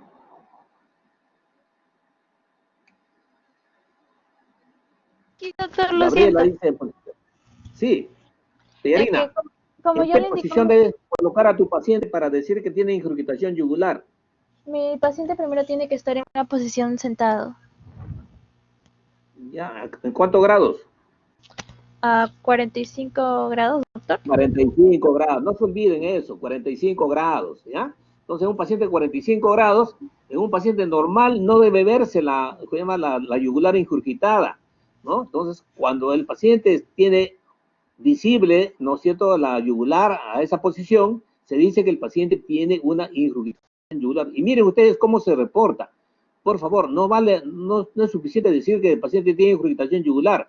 Acá dice, ingurgitación yugular a 3 centímetros del borde clavicular. Esa es la forma de reportar, ¿no? Por supuesto, esto traduce única y exclusivamente, traduce la presión en que está, obviamente, la sangre en la aurícula. Recuerden ustedes que la desembocadura de la yugular, obviamente, es en la vena cava superior, y la vena cava superior en la aurícula derecha, y como no tiene aparato valvular, todas las variaciones de presión de la aurícula se transmiten directamente a los vasos venosos. Entonces, ver la ingurgitación yugular indirectamente estamos viendo cómo está la presión venosa central a nivel de la aurícula derecha en los pacientes. Entonces, eso es lo importante, ¿ya? En un paciente normal no se ve ingurgitación, ¿no? Recuerden ustedes que la presión a nivel de la aurícula es de entre 0 y 5 centímetros de agua, ¿no es cierto? Entonces, si un paciente tiene ingurgitación, obviamente la presión está por encima. Entonces, algo está impidiendo que la aurícula pueda, pues, obviamente, drenar adecuadamente en el ventrículo derecho, ¿no? En este caso, obviamente, el paciente, pues, obviamente, tiene una alteración de la función cardíaca, como hemos mencionado, que está comprometiendo no solamente el lado derecho, sino también, obviamente, el lado izquierdo. Y en el aparato respiratorio, miren ustedes, ya vamos a ver más adelante la explicación de todo esto, vibraciones vocales venidas en la base, sumatidez bilateral y crepitante difusos. Recuerden ustedes que este incremento de la presión venosa central va a producir, pues, el aumento de o la disminución de la función cardiovascular del ventrículo izquierdo va a producir, pues, un estancamiento de la sangre, y se va a producir también un incremento de la presión de manera retrógrada que compromete la aurícula izquierda y compromete las venas, obviamente las venas pulmonares, y el paciente va a tener, obviamente, pues, salida de líquido, ¿no es cierto? Entonces va a producir una congestión pulmonar. Y la congestión pulmonar, no solamente el líquido va a estar en el intersticio, sino también invade el alveolo. Entonces, ese es el mecanismo por el cual este paciente tiene dificultad respiratoria, ¿no? Entonces, obviamente, la dificultad respiratoria, entonces, como les he mencionado en algún momento, es expresión de falla de la función del ventrículo izquierdo. ¿Qué ocurre? El ventrículo izquierdo no trabaja apropiadamente, aumenta la presión, esta presión se mantiene o se transmite retrógradamente a los vasos del pulmón, aumenta la presión hidrostática que fuerza la salida del líquido del intersticio. El pulmón se torna un poco más duro, ¿no es cierto? Se invade además los alveolos por la transudación del líquido, y eso impide entonces, obviamente, el intercambio gaseoso de manera apropiada. La relación ventilación-perfusión está alterada, y esa es la relación de la disnea. Entonces, la disnea queda explicada por alteración, obviamente, del intercambio gaseoso, por alteración de la relación ventilación-perfusión. Además, estos pacientes pueden tener, obviamente, también presencia de líquido en el espacio pleural como consecuencia de aumento de la presión hidrostática. En el aparato cardiovascular van a ver ustedes que el paciente, obviamente, tiene, pues, obviamente, el motivo por el cual este paciente tiene la falla cardíaca. Se precisa nuevamente los ruidos cardíacos, que tienen, obviamente, irregularidad en intervalo y en amplitud. O sea, esto corrobora el dato de que el paciente probablemente tenga una fibrilación auricular. Y en el examen cardiovascular, miren ustedes, tienen un latido irregular con un primer ruido cardíaco incrementado en el componente pulmonar. Recuerden que el primer ruido, ya les mencioné, tiene dos componentes, el pulmonar y el componente aórtico, ¿no es cierto? En este caso, está incrementado el componente pulmonar del primer ruido, ¿no es cierto? El segundo ruido se encuentra desdoblado, ¿no? Entonces, este desdoblamiento es definitivamente patológico, y la prueba que hemos hecho, y la hemos explicado la vez pasada, que no se modifica con la respiración, ¿no? Ya les hemos mencionado que hay desdoblamientos que se modifican con la respiración. Cuando uno inspira, el desdoblamiento se incrementa, pero en este caso no hay variación, y por eso se llama desdoblamiento fijo. Y el desdoblamiento fijo implica, he mencionado, una comunicación anómala entre la aurícula de un lado con la aurícula del otro lado, o el ventrículo de un lado con el ventrículo contrario, ¿no es cierto? O sea, eso determina entonces que la sangre que llega en exceso durante la inspiración se distribuye en ambas cámaras, y por eso el desdoblamiento permanece estable, ¿no es cierto? Además, este paciente tiene un soplo mesocárdico, ¿no es cierto? Grado 2, que no se irradia al cuello y la axila, ¿ya? Entonces, obviamente, podemos tomarnos varias horas discutiendo en esta situación. Yo quiero mencionarles que estas características están en relación probablemente con la patología que arrastra este paciente desde pequeño, ¿no? Van a encontrar ustedes que es característico en el paciente que tiene, ¿no es cierto?, comunicación interauricular. Entonces, le estamos presentando un paciente que tiene una comunicación intraauricular por persistencia del foramen oval, ¿no? Entonces, esto determina qué cosa. En la parte inicial, ¿no es cierto?, el shunt, ¿no es cierto?, va a ser de derecha a izquierda, de izquierda a derecha, porque la presión es mayor en la aurícula izquierda que en la aurícula derecha, ¿no? Pero en la medida que se va sobrecargando el ventrículo derecho, va ocurriendo también un incremento de la presión en el circuito menor, ¿no es cierto? Y esto va a determinar entonces que el incremento de la presión en el lecho vascular arterial pulmonar, de alguna manera va a disminuir en algo el shunt, y en ocasiones, cuando hay hipertensión pulmonar, puede inclusive, el shunt puede invertirse, ¿no es cierto? Entonces, este paciente, por eso, como tiene una hipertensión, ¿no? Arterial pulmonar, este paciente tiene un primer ruido incrementado, un segundo ruido, con incremento de su componente aórtico, perdón, pulmonar, ¿ya? Entonces, el incremento del componente pulmonar de este paciente se debe precisamente a un incremento de la presión, seguramente en el lecho arterial pulmonar, ¿correcto? En el examen de abdomen, obviamente, manifestaciones de la disfunción del ventrículo derecho, el paciente tiene hepatomegalia, dolorosa, entonces eso es lo característico del hígado congestivo, ¿no? Entonces, esa es la situación. Vieron ustedes, hemos hablado bastante ya sobre, miren, ustedes han hecho ya la disquisición, esto simplemente para que recuerden, es frecuentísimo, obviamente, que no es una estadística nacional, pero se puede hacer una extrapolación, que es bastante frecuente, obviamente, la falla cardíaca, debido pues a las causas que ustedes han mencionado, ¿no? Hipertensión, problemas coronarios, bueno, en nuestro medio todavía lamentablemente hay que pensar mucho en patología de tipo vascular, ¿no es cierto? En la zona desarrollada, además el problema pues obviamente es de tipo de hipertensión y alteraciones de tipo coronaria, ¿no? Por los infartos de miocardio, qué sé yo, y las miocardiopatías metabólicas probablemente, ¿no? Pero en nuestro medio siempre hay que agregar pues la posibilidad de que el paciente puede tener una patología valvular. Dicho sea de paso, la causa más frecuente de patología valvular adquirida es la fiebre reumática, ¿no es cierto? Ya en los ancianos, obviamente, la patología puede ser, obviamente, alteraciones degenerativas de las válvulas, ¿correcto? Otra situación que hay que tener en cuenta en nuestro medio, obviamente, son la posibilidad de las cardiopatías de tipo congénita, ¿no? Que en el adulto, obviamente, podemos encontrar nosotros la presencia de comunicación intraocular, coartación de aorta, ¿no es cierto? Y ductos arteriosos. Esas son las tres patologías que más frecuentemente van a ver ustedes, ¿correcto? Y acá tienen ustedes, ¿no? El gasto cardíaco es importantísimo. Todo paciente que tiene pues una alteración de la función cardiovascular se compromete el gasto cardíaco. ¿Qué es el gasto cardíaco? Es la cantidad de sangre que inyectan los ventrículos en cada minuto, ¿no es cierto? Entonces, obviamente, para que se cumpla el gasto cardíaco, existe otro fenómeno que se llama de eyección. O sea, es la cantidad de porcentaje de sangre que se bombea del ventrículo. O sea, toda la sangre que llega al ventrículo no se expulsa en cada contracción. Solamente se expulsa una fracción, esto se llama fracción de eyección, ¿no? Entonces, el corazón también, obviamente, al igual que todos los otros órganos, tiene una capacidad de adaptación, ¿no es cierto? Obviamente, el gasto cardíaco tiene que adaptarse a las condiciones fisiológicas, tiene que adaptarse también, obviamente, a las necesidades fisiológicas, como en el ejercicio, y por supuesto, el paciente entrenado, obviamente, pues, se adapta el corazón a una actividad bastante intensa, ¿no es cierto? Entonces, esa es la capacidad que tiene el corazón, ¿no es cierto? Otra cosa que ustedes saben perfectamente, al igual que los diversos órganos, el corazón tiene pues reserva cardíaca. Entonces, eso es lo que nosotros podemos utilizar cuando hacemos actividad física, cuando hacemos, obviamente, nos acondicionamos físicamente, ¿no? Podemos incrementar, obviamente, la función o el volumen y la función cardíaca, por supuesto, apelando a la reserva cardíaca. Entonces, la reserva cardíaca nos cubre de esta necesidad adicional que podemos tener. Entonces, cuando el paciente obviamente tiene insuficiencia cardíaca, ya ha usado su reserva cardíaca, ¿no?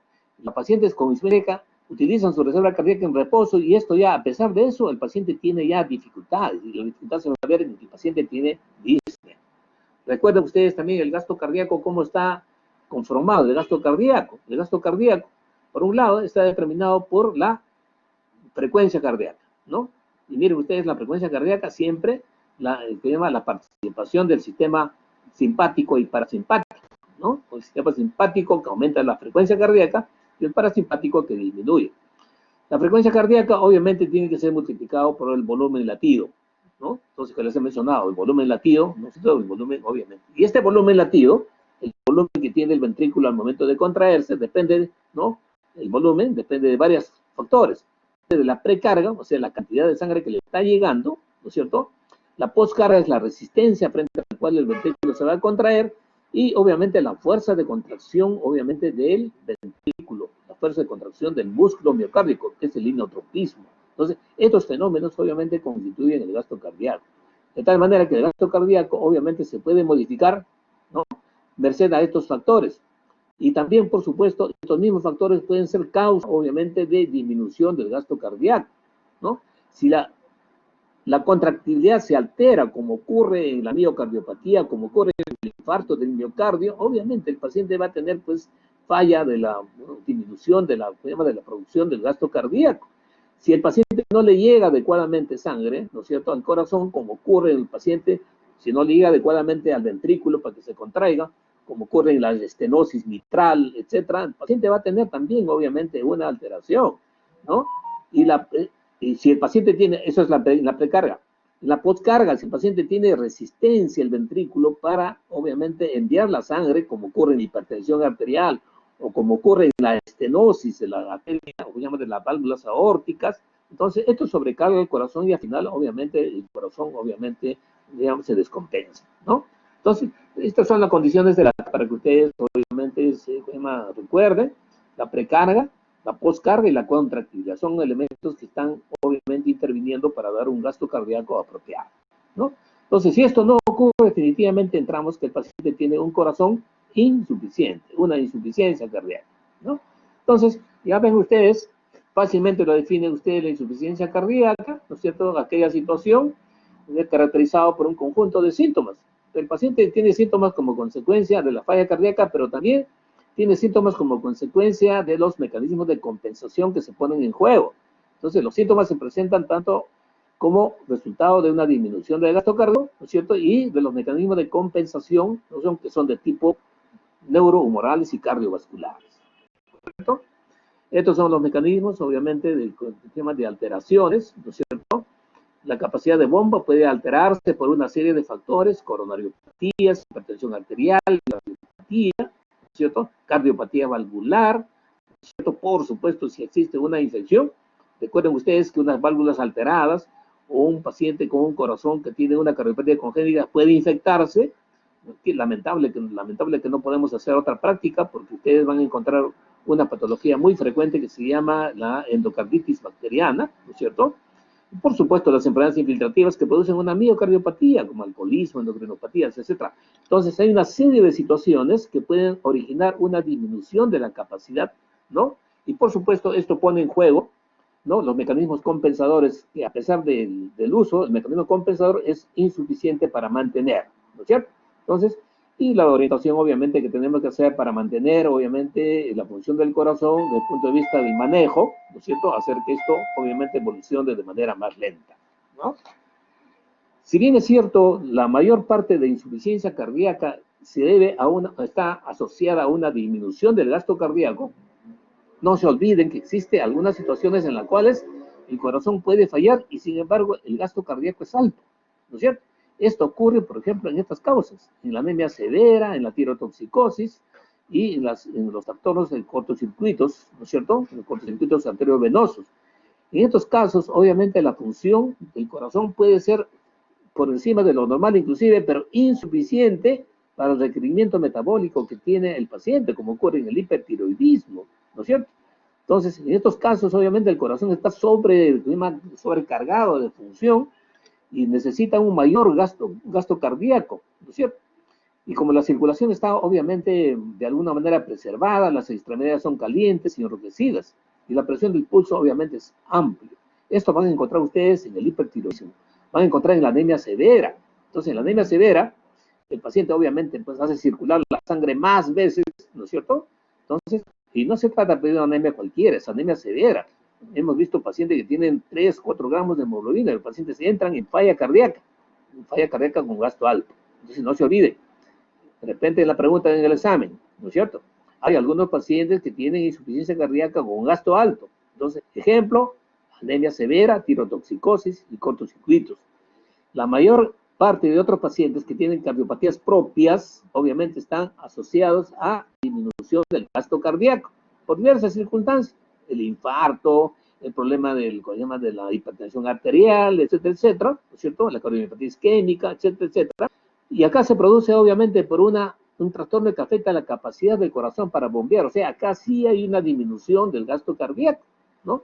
En consecuencia, hay mecanismos de compensación. Un mecanismo de compensación que van a encontrar en esta disminución del gasto cardíaco es la vasoconstricción.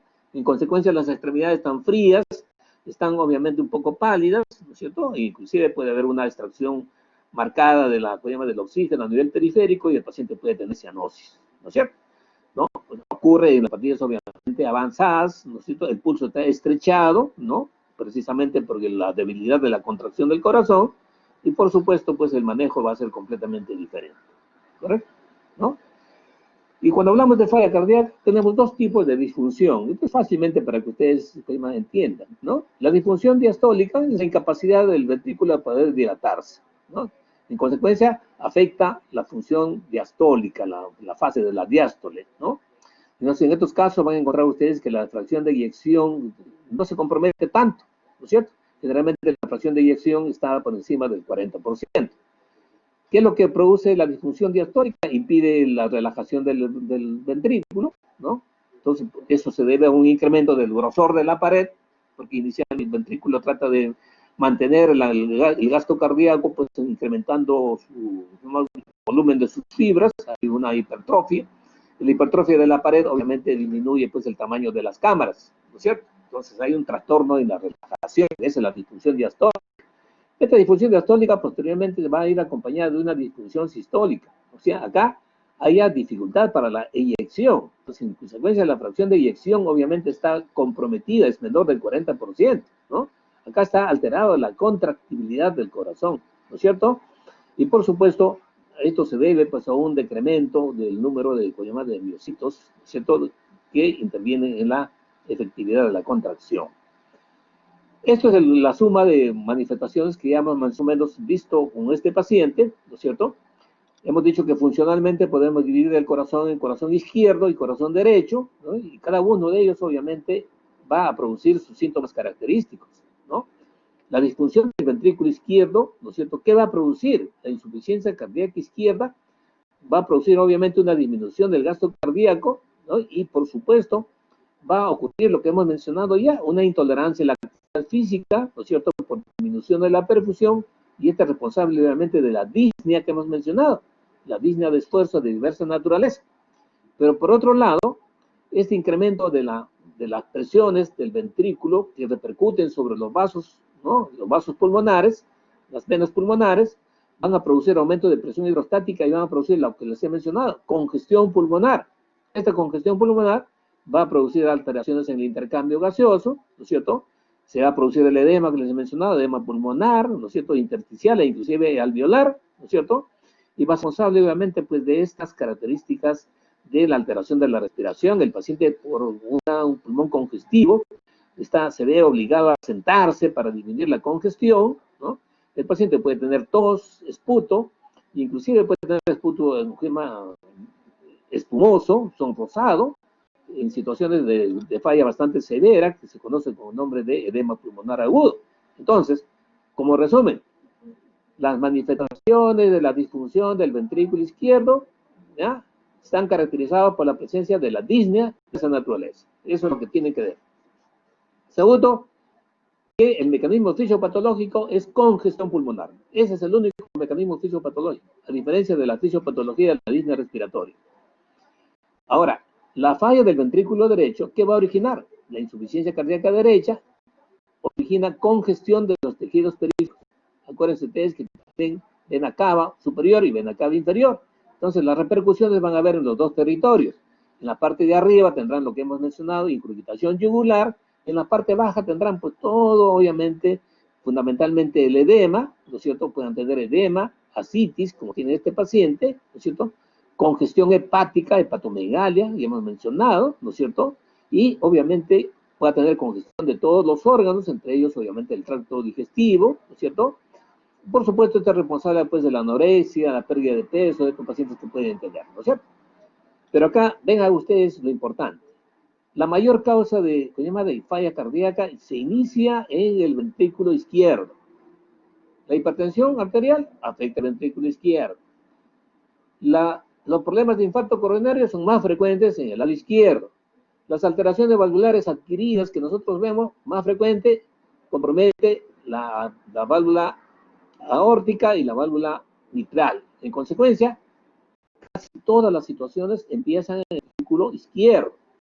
Entonces, y este ventrículo izquierdo, como está conectado con el pulmón, de manera retrógrada va a afectar la circulación menor del pulmón. Entonces, por eso el aforismo que seguramente ustedes han visto en los libros, la causa más frecuente de falla del ventrículo derecho es la falla del ventrículo izquierdo, ¿no es cierto? La falla del ventrículo se transmite, obviamente, toda la disfunción y al final, porque empezó del lado izquierdo, obviamente también compromete la función del lado derecho y esa es la génesis de lo que se llama la insuficiencia cardíaca congestiva, ¿correcto? Con las manifestaciones de cada una de las cámaras que hemos mencionado. Nuevamente ahí, para que ustedes se ilustren y no tengan problemas, yo creo que con esto ya no van a tener ninguna dificultad para aprender, ¿no es cierto? Ustedes ahí tienen el lado izquierdo, ¿no? La disfunción ventricular izquierda, ¿no es cierto? Que va a tener una disminución de flujo periférico, el paciente va a tener obviamente dificultad para hacer actividad física, ¿no? Esta disfunción del ventrículo izquierdo va a aumentar la presión telediastólica del ventrículo izquierdo que se transmite a la aurícula. Y esta presión aumentada en la aurícula, obviamente va a producir, obviamente, aumento de la presión de los vasos pulmonares y se origina entonces la congestión con el edema, todo lo que ustedes quieren. Pero también de manera retrógrada, ¿no es cierto? Va a impedir, obviamente, también el drenaje adecuado del sistema arterial menor, ¿no es cierto? Y en consecuencia, esto se va a transmitir, obviamente, hacia el corazón derecho, ¿no? El corazón derecho también, obviamente, comienza a fallar, y si comienza a fallar, obviamente, la cámara derecha aumenta la presión tanto en el ventrículo derecho, en la aurícula derecha, ¿no es cierto? Y aumento de la presión venosa sistémica, que en la parte periférica dará el edema, y en la parte superior de la vena cava superior dará, obviamente, lo que hemos mencionado en la ingurgitación yugular. Nuevamente, hasta la fisiopatología para que ustedes vean y miren ustedes cómo el corazón se afecta precisamente, acá solamente para que vean ustedes la diferencia de presiones, ¿no es cierto? Aumento de presión hidrostática, que es el único mecanismo fisiopatológico, ¿no? Y las repercusiones a nivel pulmonar. Este es un pulmón congestivo, ¿no? Acá se ve además una cardiomegalia, ¿cierto? Y obviamente un compromiso de tanto del ventrículo o de los campos pulmonares derecho como izquierdo. Tiene una obturación del seno costodiafragmático acá, seguramente también el paciente tiene algo obviamente, de derrame, ¿no es cierto? ¿No? Acá está la congestión pulmonar nuevamente, ¿no? Es responsable de los síntomas respiratorios, ¿no es cierto? Cualquier situación, infarto de miocardio, estenosis, etcétera, etcétera, va a aumentar obviamente la presión venosa a nivel pulmonar y eso va a originar pues, el edema y los síntomas respiratorios. Y el paciente adopta esta posición, el paciente está sentado, ¿no? Con los brazos levantados y todo el edema es en la parte baja, ¿cierto? ¿No? Entonces, una situación extrema que les hemos mencionado, el paciente puede tener pues, una disfunción bastante severa del ventrículo izquierdo y a veces se produce de manera pues así abrupta y eso origina obviamente el paciente un síndrome de edema agudo pulmonar, ¿no? Y en el edema agudo pulmonar, ¿no? La alteración de la función ventricular es bastante alterada, bastante severa el compromiso, y el paciente tiene pues, a veces expectoración, ¿no es cierto? Sonrosada, ¿no es cierto? Espumosa, sonrosada, que inclusive puede tener hemoptisis, ¿no es cierto? Característico del edema pulmonar agudo, ¿no es cierto? Acá en el lado derecho, la repercusión, miren ustedes cómo el paciente obviamente altera, ¿no es cierto?, la distribución de líquidos en relación con una hipertensión venosa sistémica, ¿no es cierto? Todo esto en relación con la hipertensión venosa sistémica, distensión de los sistemas hacia abajo, ¿no es cierto? Acá un poco exagerado en dirección de la mano, que la mano no tanto, no se presenta, más en la parte inferior, y acá está dibujado más bien la hepatomegalia congestiva, miren ustedes los edemas bastante severos en la parte inferior, ¿no? Esta es la forma como se produce nuevamente, ¿no es cierto? Ese aumento de la presión hidrostática, ¿no es cierto? Y que además no solamente eso produce, pues, lo que se llama alteraciones en la función cardíaca, sino también va a originar, pues, alteraciones del ritmo cardíaco y todo eso obviamente conspira para que la función del ventrículo, tanto del lado derecho como del lado izquierdo, se altere más y de esa manera entonces se perpetúa, ¿no? Frente a esto obviamente va a haber una serie de otras molestias como acá está la ingurgitación yugular, miren ustedes, este es el vaso ingurgitado que les he mencionado, miren cómo se ve, siempre hay que medirlo de acuerdo al borde de la clavícula, ¿no es cierto? El borde de la clavícula, ¿no? Entonces, obviamente, acá estamos hablando de la falla cardíaca que empieza en el lado izquierdo y compromete el ventrículo del lado derecho, ¿no? Entonces, insuficiencia cardíaca izquierda con hipertensión pulmonar, infarto de miocardio, por supuesto, todas las patologías que hemos mencionado ya, ¿correcto? ¿No? Acá la insuficiencia cardíaca nuevamente, con las manifestaciones fundamentales, ¿no es cierto?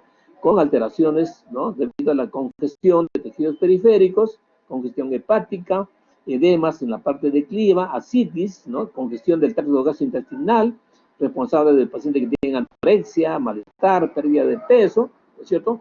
Y la congestión hepática, ¿no es cierto?, que va a originar entonces, obviamente, incremento o aumento del área, ¿no?, del área de protectoria del hígado, inclusive el hígado se puede palpar, es un hígado congestivo, doloroso. En los pacientes, inclusive durante la actividad física, se incrementa la congestión hepática y el paciente puede tener dolor. Eso se llama hepatalgia al esfuerzo, ¿cierto? Esta clasificación yo los dejo ahí, obviamente ustedes sigan la clasificación que les han dado, ¿no es cierto?, para ver la magnitud de los compromisos, o llamas de la clasificación del grado de insuficiencia cardíaca. En esta clasificación hay hasta 4 grados, ustedes correlacionan con lo que les han mencionado en la parte teórica, y estos son los mecanismos compensadores. Y es solamente para que ustedes recuerden, ¿no es cierto?, que la alteración del gasto cardíaco va a originar una serie de de alteraciones. Primeramente, ¿no?, el flujo plasmático renal va a estar alterado, y en consecuencia, el flujo plasmático renal va a poner en juego los mecanismos para tratar de mejorar el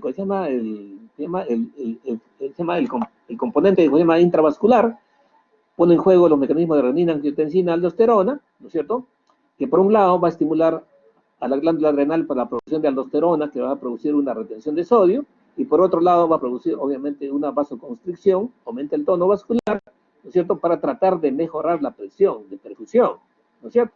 Pero esto a la larga, también esta contracción, obviamente, va a determinar un incremento de la contractividad cardíaca, ¿no es cierto?, y aumento de la frecuencia cardíaca. Por otro lado, van a ver ustedes que esta retención, obviamente, de sodio trata de aumentar el volumen, y aumenta el retorno venoso, ¿no es cierto?, y el venoso de alguna manera pues trata de mejorar, incrementando la distensión del ventrículo, ¿no?, de acuerdo al mecanismo de la ley de Frank-Starling, ¿no es cierto?, para tratar de mejorar. Pero como vean, llega a un paciente, a un corazón que está insuficiente, obviamente este mecanismo ya no funciona definitivamente, y la congestión sistémica es un hecho, ¿no es cierto? Acá nuevamente, ¿no es cierto?, toda una correlación que hemos mencionado, disminución del gasto cardíaco, el mecanismo renal compensatorio que trata de aumentar el volumen, ¿no?, diastólico ventricular, porque de acuerdo a la ley de Frank-Starling mejora el gasto cardíaco, ¿no?, pero, ¿no?, el aumento de la tensión de la pared va a producir aumento también del consumo del de oxígeno del miocardio, ¿no?, y obviamente el miocardio que está insuficiente entra en una isquemia relativa, pone en juego el mecanismo anaerobio y produce mayor disfunción. Entonces miren ustedes que es un círculo vicioso del cual hay que rescatar al pobre paciente. Este aumento del volumen diastólico, obviamente, que no es manejado apropiadamente por el ventrículo, va a producir un aumento de la presión dentro de la aurícula, y esto se traduce en la tensión capilar pulmonar, que va a producir la congestión. Este aumento de la presión dentro de la aurícula también es el origen, muchas veces, de las arritmias cardíacas, ¿no es cierto? También de la liberación de otras sustancias, ¿no es cierto?, como el péptido antidiurético auricular, ¿no es cierto?, que va de alguna manera a producir, ¿no?, a también ciertas modificaciones metabólicas.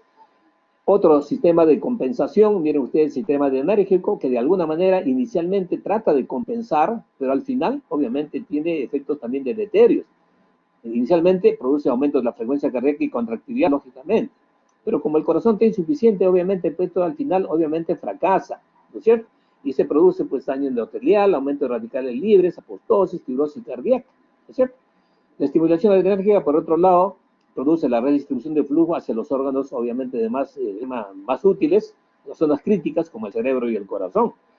Pero, por otro lado, produce vasoconstricción, y esas son las manifestaciones que ustedes han visto ya, que se da en la piel y en el riñón, y fundamentalmente en el riñón, porque el riñón es el sacrificado, ¿no?, que por un lado trata de mantener ¿no?, y retener, obviamente, volumen, ¿no es cierto?, para mejorar la fracción de, ¿no?, el retorno, la precarga, ¿no?, y sin embargo, obviamente, recibe menos circulación, y por supuesto, va a producir una disfunción adicional. La estimulación adrenérgica, nuevamente, aumenta la frecuencia cardíaca, pero esta estimulación, por otro lado, también puede generar arritmias y puede originar muerte súbita, que puede ser una de las alteraciones que puede presentar un paciente cardiovascular. Por otro lado, ¿no?, se va a producir la taquicardia, Vieron ustedes, la taquicardia aumenta la demanda de oxígeno, entonces el paciente entra pues, en un círculo vicioso. Igualmente la vasoconstricción, aumento de resistencia, disminuye el aporte miocárdico de oxígeno. Entonces el paciente entra realmente pues, en una situación bastante caótica y precaria. Igual el sistema de renina-angiotensina aldosterona, ya mencionamos, esto simplemente para que ustedes lo recuerden nuevamente, que trata de obviamente de mejorar, ¿no? Reteniendo sodio y reteniendo líquidos, obviamente, pero por otro lado también aumenta el estrés oxidativo, inflamación vascular, fibrosis cardíaca y las arritmias, obviamente, ¿no es cierto? Entonces, estas situaciones hay que tener en cuenta. Los efectos, obviamente, benéficos iniciales, pero también los efectos adversos. Daño del endotelio, aumento de radicales libres, efectos mitógenos de miocitos, ¿no? Y la concentración de angiotensina y una disminución del flujo sanguíneo renal, ¿no es cierto? Entonces, obviamente, el riñón, obviamente, se desbarranca. Y por otro lado, hay liberación de hormona antidiurética, hay retención de agua, obviamente, con disminución de la presión plasmática. Esto va a diluir el sodio, hay hiponatremia, originar trastornos neurológicos, trastornos cardíacos, ¿no es cierto? Entonces tengan ustedes en cuenta entonces que hay una serie de cambios, ¿no? En el paciente cardiovascular y obviamente va a originar pues manifestaciones clínicas bastante variadas. Esto no lo vamos a solamente para decirles a ustedes que se ponen en juego otro tipo de, ¿no? de sustancias hormonales como el péptido natriurético, ¿no? auricular, el natriurético ventricular, ¿no es cierto?, que tiene acción contraria a la hormona antidiurética, a la aldosterona, ¿no? Pero al final, obviamente, producen también, obviamente, participan en los cambios definitivos, ¿no es cierto?, que van a originar, obviamente. Igualmente, el endotelio sufre, ¿no es cierto?, se produce alteraciones y liberación de endotelios que tienen un efecto mediador para el desarrollo de hipertensión pulmonar, ¿no? Entonces, no quiero mortificarlos con esta parte, pero es necesario que tengan de alguna manera una idea que la falla cardíaca al final va a producir cambios crónicos, definitivos y irreversibles en la función cardiovascular, ¿no? Hipertrofia, fibrosis, muerte de miocitos, la apoptosis va a estar incrementada. Miren ustedes, las células miocíticas obviamente se incrementan en el remodelamiento cardíaco con macrófagos, células epiteliales, células musculares, fibroblastos, ¿no? Y finalmente, pues los miocitos obviamente disminuyen y se alteran funcionalmente. Entonces, toda esta debacle obviamente produce una mayor apoptosis con todas las alteraciones, ¿no? De la alteración metabólica como acidosis, estrés oxidativo, etcétera, etcétera, ¿no? Y obviamente la presencia de, se llama de mediadores inflamatorios que incrementan simplemente todo el desorden, ¿no? Y producen cambios irreversibles en la función de en los miocitos, ¿no? Y de esta manera, obviamente, se va a presentar, pues, obviamente, un deterioro progresivo y paulatino de la función cardiovascular.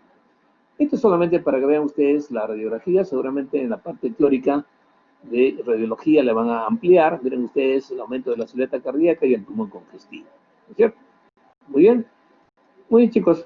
Ha sido un poco largo, pero yo creo que ha sido, ojalá que haya sido de provecho, ¿no es cierto? Si tienen alguna pregunta, encantado. Si no, vamos a dar por terminada la clase, ¿no? El día lunes, por favor, vénganse preparados para poder hacer... Sí, Paola. Muy bien. Doctor, sí, lunes, quería... Sí, dime. Por ejemplo, mencionó que la insuficiencia cardíaca izquierda podría provocar una insuficiencia cardíaca derecha. ¿Existe el término, no sé si existe el término de si sería compensado o descompensado?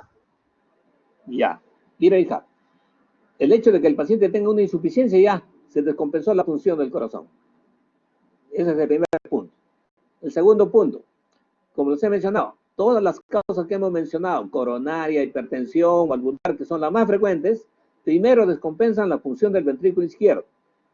Y si tú recuerdas el sentido de la circulación que le manifestamos en la parte inicial, las alteraciones de la función del ventrículo izquierdo a la larga van a repercutir sobre la función del ventrículo derecho, porque el aumento de las presiones, ¿no?, que se transmiten retrógradamente de la aurícula izquierda hacia los vasos pulmonares, se va a transmitir también retrógradamente al vaso que está saliendo del ventrículo derecho. En consecuencia, el ventrículo derecho también va sufrir estas alteraciones y se va a producir también primero su hipertrofia y después su falla. Por eso, si tú recuerdas que la circulación es cerrada, lo que ocurre en el ventrículo izquierdo al final repercute en el ventrículo derecho. Por eso decía, la causa más frecuente de falla del ventrículo derecho es la falla del ventrículo izquierdo. Ahora, puede existir falla aislada del ventrículo derecho. Eso, obviamente, desde el punto de vista anatómico es fácil de imaginarse cuando hay alteraciones de la arteria pulmonar y de las arterias pulmonares. Estamos hablando de hipertensión pulmonar, o lo que ustedes han visto en patología respiratoria, en la fibrosis pulmonar, que se alteran los vasos pulmonares, las arterias pulmonares. Por la de circulación, la alteración de los vasos pulmonares va a producir un aumento de la resistencia, ¿no?, del circuito menor, y en consecuencia va a sobrecargar el trabajo del ventrículo derecho solamente. El ventrículo izquierdo no se va a alterar en ese caso. Y ese cuadro clínico les he mencionado que se llama cor pulmonar, que ustedes lo vieron ya en patología respiratoria. La otra que les estoy mencionando son alteraciones que empiezan en el ventrículo izquierdo, ¿no?, y de manera retrógrada comprometen la función del ventrículo derecho. ¿Correcto? Gracias, doctor. Muy bien, muy bien.